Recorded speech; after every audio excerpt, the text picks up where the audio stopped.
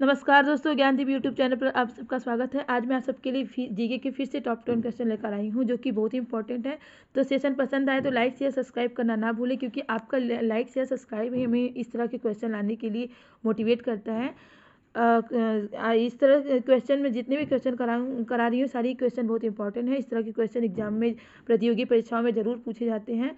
और साथ ही साथ मैं आपको ये भी बताऊंगी कि इस तरह के तरीके से और भी कितने सारे क्वेश्चन बनते हैं। सारे क्वेश्चन मैं डिटेल में समझा के कराऊंगी, तो सेशन को लास्ट तक जरूर देखिएगा। और चलिए देखते हैं पहला क्वेश्चन क्या है। क्वेश्चन नंबर 1, बांदीपुर राष्ट्रीय उद्यान किस राज्य में है? बांदीपुर राष्ट्रीय उद्यान कर्नाटक में है। तो राष्ट्रीय उद्यान से संबंधित और भी क्वेश्चन पूछे जाते हैं, जैसे गिर राष्ट्रीय उद्यान। गिर राष्ट्रीय उद्यान किधर, कहाँ पे है? गुजरात में है। और गिर राष्ट्रीय उद्यान और जिम कॉर्बेट राष्ट्रीय उद्यान। तो जिम कॉर्बेट राष्ट्रीय उद्यान आपका उत्तराखंड में है, उत्तराखंड में है। और दुधवा राष्ट्रीय उद्यान, दुधवा राष्ट्रीय उद्यान कहाँ पे है? उत्तर प्रदेश यानी यूपी में है। तो इसे भी आप लोग नोट कर लीजिएगा। गिर राष्ट्रीय उद्यान गुजरात में है, जिम कॉर्बेट राष्ट्रीय उद्यान उत्तराखंड में है, और दुधवा राष्ट्रीय उद्यान उत्तर प्रदेश में है। ये मैं आपको इसलिए बताई हूँ क्योंकि इस तरह के क्वेश्चन भी एग्जाम में पूछे गए हैं, तो आप लोग इसे नोट कर लीजिएगा। क्वेश्चन नंबर 2 है, इंडिया विंस फ्रीडम नामक पुस्तक के लेखक कौन है? इंडिया विंस फ्रीडम नामक पुस्तक के लेखक मौलाना अब्दुल कलाम आज़ाद है। मौलाना Abdul Kalam Azad India wins freedom नामक पुस्तक के लेखक है। आपको बता दें कि मौलाना अब्दुल कलाम ये क्या है? भारत के प्रथम क्या है? शिक्षा मंत्री है। एक कौन? जो इंडिया विंस फ्रीडम नामक पुस्तक के लेखक हैं, इन्होंने ही यही भारत के प्रथम शिक्षा मंत्री थे। भारत के प्रथम शिक्षा मंत्री कौन है? मौलाना अब्दुल कलाम आज़ाद। तो इसे भी आप लोग नोट कर लीजिएगा, ये भी क्वेश्चन एग्जाम में बनते हैं। तो क्वेश्चन नंबर 3 है, विश्व जनसंख्या दिवस कब मनाया जाता है? विश्व जनसंख्या दिवस 11 जुलाई को मनाया जाता है। इस तरह के ऐसे बहुत सारे दिवस कब क्या मनाया जाता है, इससे भी क्वेश्चन बनते हैं, जैसे कि एड्स दिवस कब मनाया जाता है, और महिला दिवस कब मनाया जाता है, विश्व महिला दिवस कब मनाया जाता है। तो ये सब भी क्वेश्चन बनते हैं, तो इसे भी आप लोग तैयार करके रखिएगा। क्वेश्चन नंबर 4 है, इंपीरियल बैंक ऑफ इंडिया की स्थापना हुई थी, कब हुई थी? 1921 ईस्वी में हुई थी। कब? 27 जनवरी 1921 में क्या हुई थी? इंपीरियल बैंक ऑफ इंडिया की स्थापना हुई थी। अभी जो प्रेजेंट में, वर्तमान में इसका क्या नाम है? वर्तमान में इसका नाम है, वर्तमान में इसका क्या नाम है? एसबीआई मतलब state bank of India. State bank of India, imperial bank of India इसका पहले नाम था। अब वर्तमान में इसका क्या नाम हो गया है? भारतीय स्टेट बैंक ऑफ इंडिया, भारतीय स्टेट बैंक। क्वेश्चन नंबर 5 है, भारत के राष्ट्रीय गीत के रचयिता कौन है? भारत के राष्ट्रीय गीत के रचयिता बंकिम चंद्र चटर्जी हैं।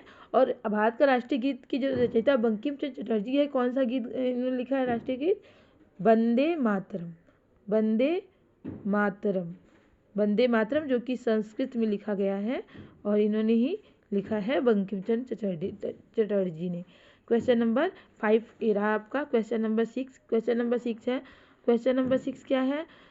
भारत के राष्ट्रीय ध्वज की लंबाई का अनुपात कितना है? 3:2।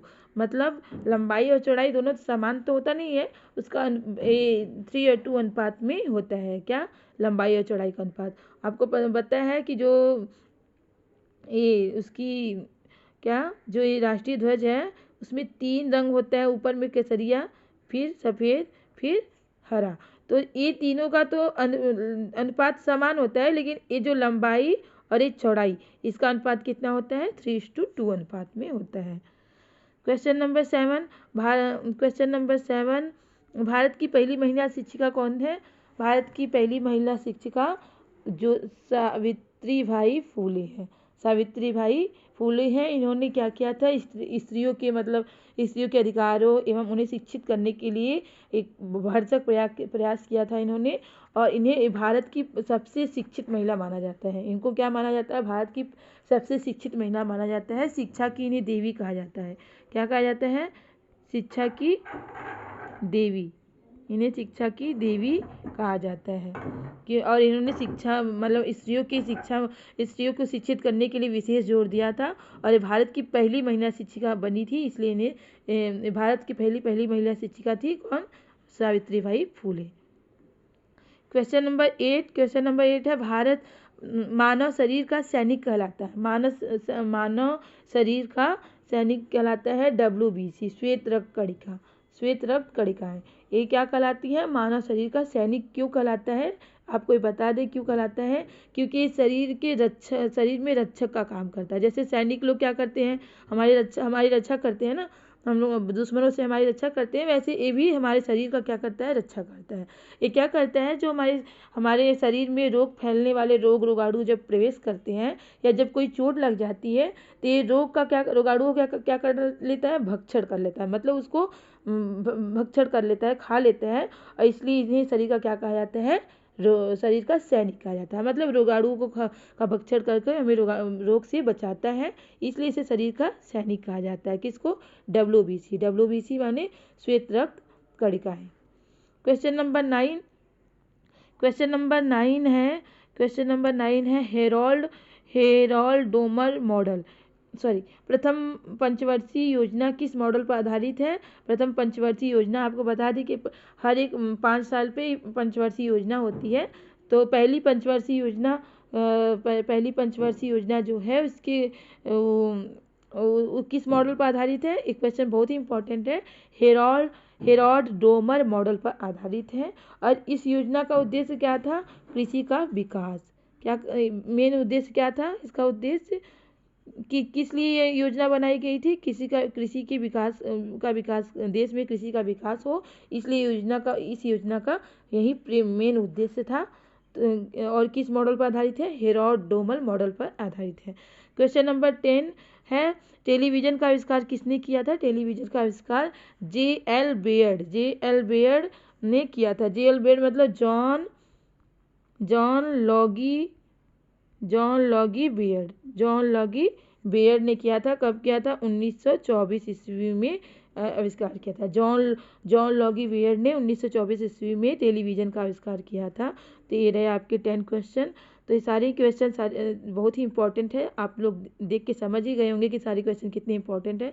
इसे आप लोग ज़रूर नोट कर लीजिएगा और इसी तरह के क्वेश्चन की तैयारी करने के लिए हमारे चैनल से ज़रूर जुड़े रहें। चैनल को लाइक शेयर और चैनल को सब्सक्राइब करना बिल्कुल ना भूलिएगा। तो चलिए मिलते हैं नेक्स्ट क्लास में। बाय।